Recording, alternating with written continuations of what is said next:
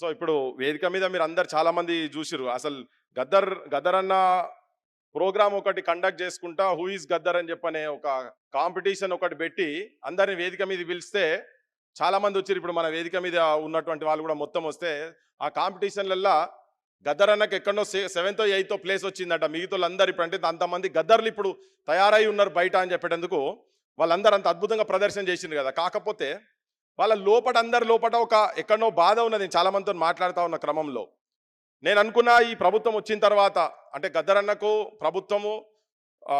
ప్రభుత్వ లాంఛనాలతోటి ఫంక్షన్ చేస్తున్నది, గవర్నమెంట్ తరఫుకెళ్ళి చేస్తున్నది. గవర్నమెంట్ ఇప్పుడు గదర్ ఫౌండేషన్కు ఒక 3 కోట్ల రూపాయలు ఆల్రెడీ ఇచ్చింది. దాని ధన్యవాదాలు చెప్పుకుంటూనే భూమి ఇప్పటివరకు ఇస్తా అన్నది ఇంకా ఇయ్యలేదు.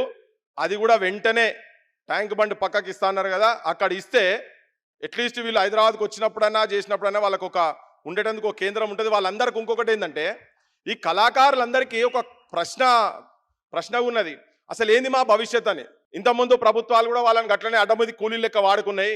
ఇది ప్రజాప్రభుత్వము, గద్దరన్న ఆశించినటువంటి ప్రజాప్రభుత్వము, ప్రజల చేతన ఉన్నటువంటి ప్రజాప్రభుత్వం కాబట్టి వీళ్ళు వచ్చిన తర్వాత మా నౌకర్లు పర్మనెంట్ అయితేమో అని చెప్పని అనుకున్నారు. ఈ డోల్ కొట్టేటోళ్ళు కావచ్చు, ప్యాడ్ కొట్టోళ్ళు కావచ్చు, డప్పు కొట్టోళ్ళు కావచ్చు, వాళ్ళందరూ అట్లా అనుకున్నారు, ఆశపడ్డారు అని మనస్ఫూర్తిగా తిరిగిండ్రు వీళ్ళంతా.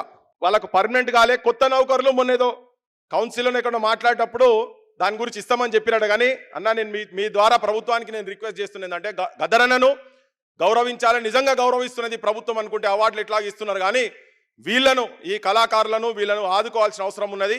ఊరికొక 2-3 ఉద్యోగాలు ప్రతి ఊర్లలో కళాకారులను, ప్రతి ఊర్లలో గద్దర్ రూపంగా ప్రతిరూపాలై ఉన్నటువంటి వాళ్ళందరికీ కూడా మీరు పర్మనెంట్ నౌకర్లు ఇవ్వాలని చెప్పి నేను మిమ్మల్ని మంత్రి గారిని కోరుతా ఉన్నా.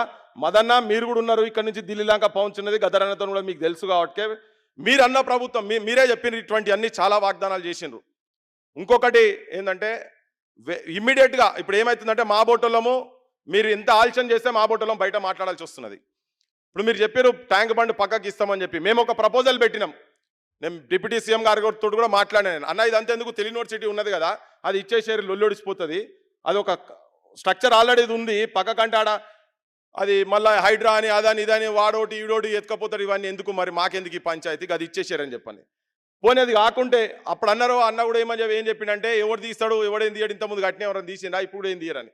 తీయకుండా అన్న వెంటనే నెక్స్ట్ క్యాబినెట్ మీటింగ్లో మీరు పెట్టండి, మా బోటలో మాట్లాడనీయకుంటే చేయాలంటే మీరు పెట్టండి. నెక్స్ట్ క్యాబినెట్ మీటింగ్లో మీరు దయచేసి ముఖ్యమంత్రి గారికి, డిప్యూటీ సీఎం గారికి మా నుంచి ప్రపోజల్, మేము కూడా చాలా తిరిగినామన్నా, చాలా తిరిగినాము.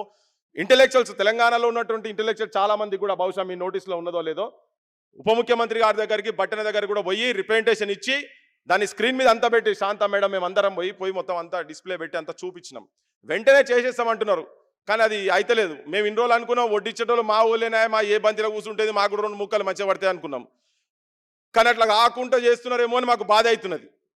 అందుకనే గటువంటివి కాకుండా చూడాలని చెప్పి ఇంకోటి మీ ద్వారా మనవి చేసేది ఏంటంటే గద్దరన్న ఏ ప్రజాప్రభుత్వాన్ని అయితే ఆశించిండో, నేను నిరుద్యోగ యువకుల తరఫుకెళ్ళి నేను చెప్తున్నా, అన్న మీరు నౌకర్లు ఇస్తా అన్నారు, ఆలస్యం చేస్తారు. గద్దరన్న ప్రతి మీటింగ్లో చెప్పేది మా ఉద్యోగాలు మాకు కావాలి, మా నీళ్లు మాకు రావాలి, మా నిధులు మాకు కావాలి, ప్రతి సభలో నినాదాలు ఇప్పించేది గద్దరన్న. సో నిరుద్యోగులు కూడా వాళ్ళకి ఇస్తాన్న ఉద్యోగాలు వాళ్ళు అడుగుతున్నారు. దాంతోపాటు వాళ్ళు అడుగుకుంటే రోడ్డు మీద వస్తే దయచేసి మీ పోలీసులకు చెప్పకండి, జరా అమ్మనా బూతులు తిట్టొద్దని చెప్పండి. మా నిరుద్యోగ యువకులను మీరు లట్లు పెట్టి కొట్టకండి. ఇది కారం పొడి నూనె వేసుకొని ఖాళీ కడుపులతోటి అశోక్ నగర్లల్లా, దిల్సుఖ్ నగర్లల్లా ఏ వాడలకు పోయినా ఎక్కడ పోయినా కానీ చెప్పాలి, ఒక్క నిమిషం, ఎక్కడ పోయినా కానీ వాళ్ళు నౌకర్ల గురించి వాళ్ళ భవిష్యత్తు గురించి ఆలోచించి కూడా చేస్తున్నారు. నేను ఈ వేదిక నుంచి గద్దరన్న మీటింగ్ కాబట్టి నేను మీకు విజ్ఞప్తి చేస్తున్నా, మీరు దయచేసి మీ ప్రభుత్వం దగ్గర ఏదైనా కోపానికి వాళ్ళు రోడ్ల మీద వచ్చినా కానీ ఓపిక వహించాల్సిన అవసరం ఉన్నది. ఎందుకంటే ఇవాళ ఎందుకు మాట్లాడుతున్నా అంటే నేను గద్దరన్న సభ కాబట్టి మాట్లాడుతున్నా.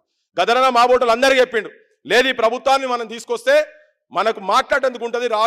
రాహుల్ గాంధీ దాకా వాళ్ళందరూ ఒప్పుకున్నారు కాబట్టి రేపు పొద్దుగాల నేను కూడా మాట్లాడతా, అందుకనే మీరు అందరు సపోర్ట్ చేయాలని మా బోటలను కూడా ఒప్పించి మెప్పించిండు. తెలంగాణ యువతరాన్ని కూడా ఒప్పించి మెప్పించిండు కాబట్టే ఇలా గద్దెకెక్కిండ్రని చెప్పి నేను మనస్ఫూర్తిగా అనుకుంటున్నా. జనం కూడా అదే అనుకుంటున్నారు.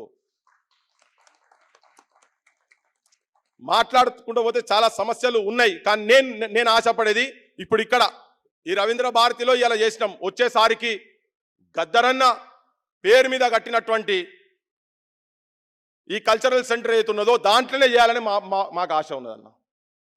తర్వాత మీరు కూడా నేను అదే ఇప్పుడు ఇవాళ వచ్చిన దాంట్లల్లా ఆ పాటను నేను మొట్టమొదటి ముఖ్యమంత్రి గారు ఉన్నప్పుడు ఉప ముఖ్యమంత్రి గారు ఉన్నప్పుడు నేను చెప్పిన, ఎందుకు ఏడుస్తున్నావమ్మ లంబాడోళ్ళ సెల్లెమ్మ, అడవి నీది కాదాయే ఊరు నీది కాదాయే, తాతల నాటి తాండా బతుకు తలా నరికేసిందా, కట్టేలమ్ముకునే కాడ కడుపు నమ్ముకుంటున్నావా అని. పరిస్థితులు 2 ఏళ్ల నుంచి కూడా పెద్దగా మారినట్టు కనబడతలేవన్న. ఆ బతుకులు ఇప్పటిదాకా అట్లనే ఉన్నాయి.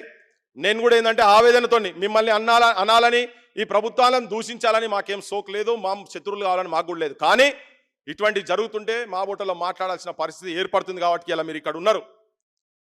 మీరు ఈ గద్దరన్న పేరు నిజంగా గద్దరన్నకు గౌరవం ఇవ్వాలనుకుంటే, గద్దరన్న ఏ ఆశయాలతో ఏ ఆలోచనలతో అయితే మీ ప్రభుత్వానికి తన తుపాకీ నుంచి ఓటు సైడ్ వచ్చి మీ ప్రభుత్వానికి అయితే సపోర్ట్ చేసిండో, ఆ ఆశయాలు నిజంగా నెరవేరాలంటే ఇదంతా మనం పూల దస్తాలతోటి ఇవన్నీ పెట్టి పెద్ద పెద్ద స్క్రీన్లతోని సవాల్ పెట్టితో పాటు అందరి ఇళ్లల్లో ఇట్నే పండుగ వాతావరణం ఇవ్వాలి. ఇక రవీంద్ర భారతిలో పండుగ వాతావరణం ఉంది కదా, అందరి జీవితాలలో కూడా కళాకారుల జీవితాలల్లో, అమరుల కుటుంబాల జీవితాలల్లో ఒక పండుగ వాతావరణం, తెలంగాణ మహిళల జీవితాలల్లో పండుగ వాతావరణం వచ్చినాడు ఈ ప్రభుత్వాలు నిజంగానే గద్దరన్నను గౌరవించినట్టు అవుతుందని చెప్పని మీ ముంగట జనం పక్షాన, ఇలా టీవీలు చూస్తున్న అందరి పక్షాన నేను మీకు విజ్ఞప్తి చేస్తున్నా.